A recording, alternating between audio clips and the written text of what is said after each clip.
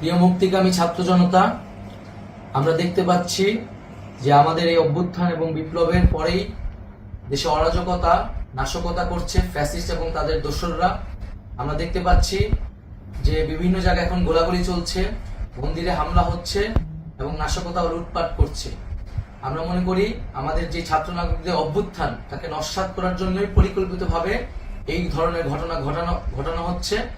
আমরা মুক্তিকামী ছাত্র জনতাকে সজাগ এবং সতর্ক থাকতে আহ্বান জানাচ্ছি এবং আমাদের যে অন্তর্বর্তীকালীন সরকার, আমরা সেই সরকারের যে প্রস্তাবনা 24 ঘন্টার সময় নিয়েছিলাম, জরুরি পরিস্থিতি মোতাবেক আমরা এখনই তার একটি রূপরেখা ঘোষণা করছি। আমরা সিদ্ধান্ত নিয়েছি যে সর্বজন গ্রহণযোগ্য আন্তর্জাতিক খ্যাতিসম্পন্ন নোবেল পুরস্কার বিজয়ী ডক্টর মোহাম্মদ ইউনূসকে প্রধান উপদেষ্টা করে অন্তর্বর্তীকালীন সরকার গঠন করা হবে এবং ডক্টর মোহাম্মদ ইউনূসের সাথেও আমাদের কথা হয়েছে। তিনি ছাত্র জনতার আহ্বানে বাংলাদেশকে রক্ষা করতে এই গুরু দায়িত্ব নিতে সম্মত হয়েছে। আমরা সকালের মধ্যেই আমরা এই সরকার গঠনের প্রক্রিয়া দেখতে চাই।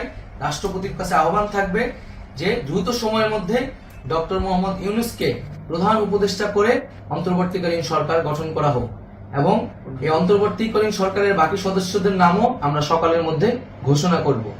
প্রিয় বন্ধুগণ, দেশে যে অরাজকতা চলছে, মানুষের জীবনের নিরাপত্তাহীনতা চলছে, সেজন্য আমরা রাষ্ট্রপতির কাছে আহ্বান জানাচ্ছি দেশে আইন শৃঙ্খলা পরিবেশ ফিরিয়ে আনার জন্য দ্রুত সময়ের মধ্যে কার্যকর ব্যবস্থা নিতে হবে এবং আইন শৃঙ্খলা বাহিনীকে সহযোগিতা করার জন্য মুক্তিকামী ছাত্র জনতাও রাজপথে থাকবে এবং অন্তর্বর্তীকালীন সরকার গঠন না হওয়া পর্যন্ত মুক্তিকামী ছাত্র জনতাকে রাজপথে থেকে তাদের যে অভ্যুত্থান, সেই অভ্যুত্থানকে রক্ষা করতে হবে।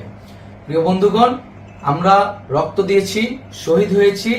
আমাদের যে প্রতিশ্রুতি একটি নতুন বাংলাদেশ গঠন করার জন্য, সেটিকে আমাদের অবশ্যই বাস্তবায়ন করতে হবে এবং অবশ্যই ছাত্র জনতার প্রস্তাবিত সরকার বাদে কোনো ধরনের সরকার কিন্তু মেনে নেওয়া হবে না।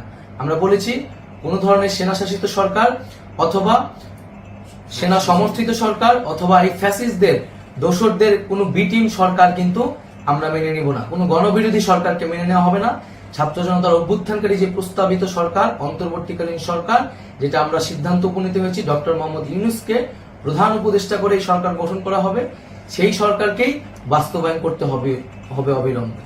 আগামীকাল সকাল থেকে সকলকে আহ্বান জানাচ্ছি রাজপথে থাকার জন্য এবং আমাদের যে সাম্প্রদায়িক সম্প্রীতি এবং রাষ্ট্রীয় সম্পদ রক্ষা কমিটির ঘোষণা হয়েছে বৈষম্য বিরোধী ছাত্র আন্দোলনের নেতৃত্বে, সকল পাড়ায় পাড়ায় এলাকায় এলাকায় সেই কমিটি পাহারায় থাকবে। আমাদের সংখ্যালঘু কমিউনিটিকে আমাদের রক্ষা করতে হবে, রাষ্ট্রীয় সম্পদ এবং এই দেশকে রক্ষা করতে হবে আমাদের।